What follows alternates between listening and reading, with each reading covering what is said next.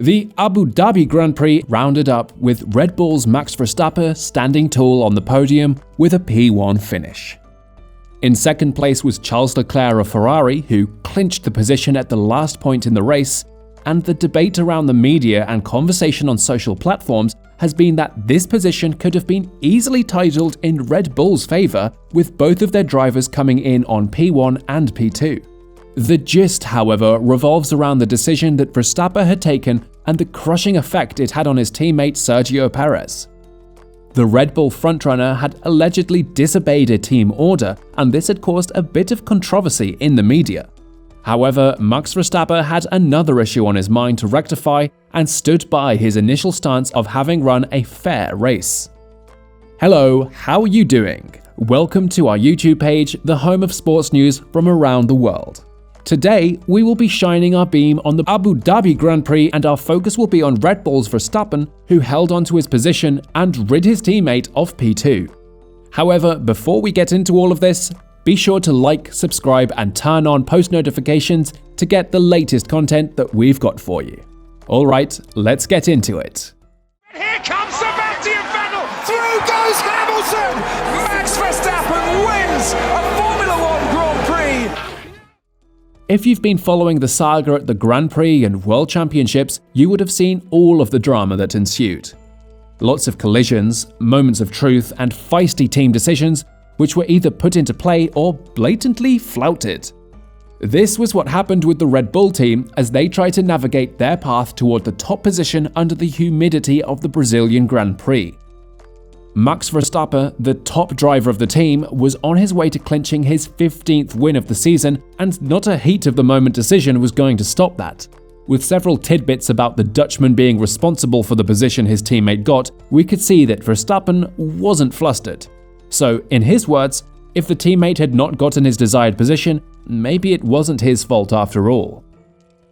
Sergio Perez, on the other hand, needed a win to place him high above Charles Leclerc for the P2, but based on what we've been hearing make the rounds, Max was the stumbling block, thereby allowing the Ferrari's Leclerc to clinch P2.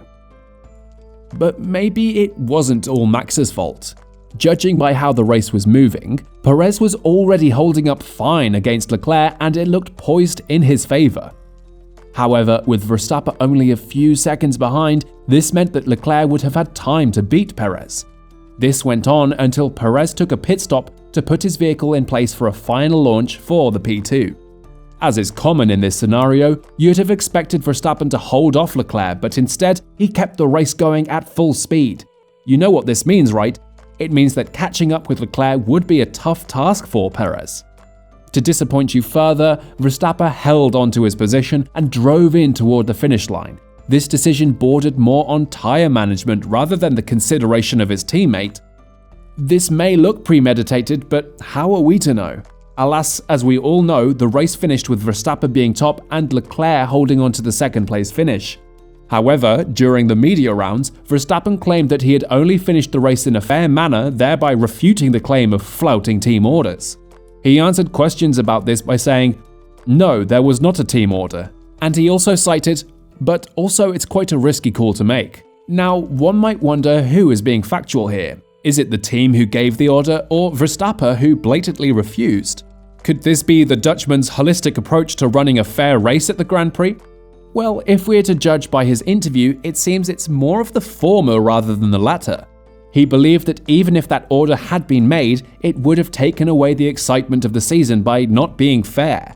In his words, he said, "You also don't want to end up, you can possibly block, but is that fair racing?" What do you think those words meant? Doesn't it seem like he wouldn't even have allowed it if it was called in? He didn't want to allow the stint to take away his achievement, and that was obvious, as he zoned in with, "I think this wouldn't be the nicest way to go out of the championship and out of the season like that." And yes, before we continue guys, we want to make sure that you have subscribed to our channel, so if you haven't, maybe you should do that now. Also click on the bell icon to turn on post notifications to get all of our content as it drops. If you've done this, let's get back to it. So, if you view all of this as sportsmanship, then you're right. Also, those who see it as a disregard for team spirit could argue their case. Realistically, also, if we are to set aside the issue of not following the team's order, we can say that Perez also had a great race. All that stopped him from actually getting a fighting chance at the end of the race could be born out of tyre management and his avoidance of a possible crash. Two drivers, Pierre Gasly and Alex Albon, who had both been jostling for a favourable position, had also slowed down Perez. "It looked like Checo was catching him enough to try and get a move," mentioned Gasly in his post-race interview concerning Perez's performance in the race. Finally, Verstappen also commented how almost everyone believed that such decisions were easily made in the heat of the moment. He said, "In hindsight, probably, as a team, we could have pushed a bit more on that middle stint for Checo, but that's always easy to say afterward." He further went on to say that, "At the time, we thought we had to be a bit careful on the tyres, but again, we've had a lot of great weekends. But even in great weekends, there are always things that you can learn." So one can ultimately say that the decision that Verstappen took was probably a miscommunication between the team and the driver during such a pulsating moment. Also, judging by the post-race interview, he seemed to reiterate his stance on the whole issue of receiving team orders or not. Now we come to the end of another episode, and we hope to have unraveled for you a little bit about what happened within the Red Bull team. We'd love to hear your take on this issue, so do feel free to leave us a comment in the comment section below. And if you haven't subscribed and turned on our post notifications, please do that now so we can be sure to see you here again the next time we've got another piece of great content for you. For now, cheers and have a great one.